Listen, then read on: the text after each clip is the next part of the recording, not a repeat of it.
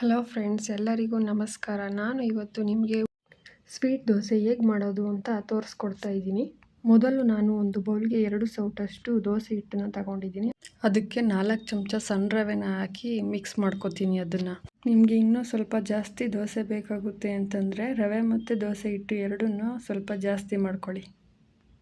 ನಂತರ ಒಂದು mixie jar ತಗೊಂಡು ನೀವು ಅದಕ್ಕೆ 2 ಸ್ಪೂನ್ ಬೆಲ್ಲ ಹಾಕ್ಕೊಳ್ಳಿ. ನೀವು ಸ್ವೀಟ್ ಜಾಸ್ತಿ ತಿಂತೀರಿ ಅಂದರೆ ಇನ್ನೊಂದು ಸ್ವಲ್ಪ ಆ್ಯಡ್ ಮಾಡ್ಕೊಳ್ಳಿ. 2 ಸ್ಪೂನ್ ಕಾಯಿ ತುರಿ ಹಾಕಿ.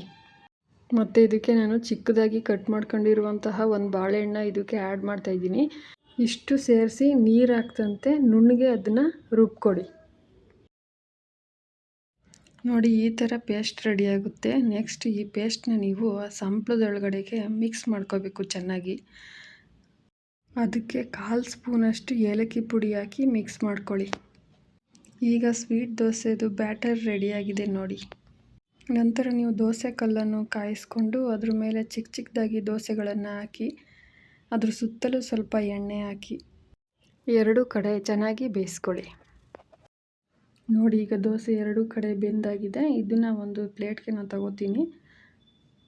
ಅದ್ರ ಮೇಲೆ ತುಪ್ಪ ಹಾಕ್ಕೊಂಡು ತಿಂದರೆ ತುಂಬ ಚೆನ್ನಾಗಿರ್ತದೆ ಫ್ರೆಂಡ್ಸ್ ಸ್ವೀಟ್ ದೋಸೆ.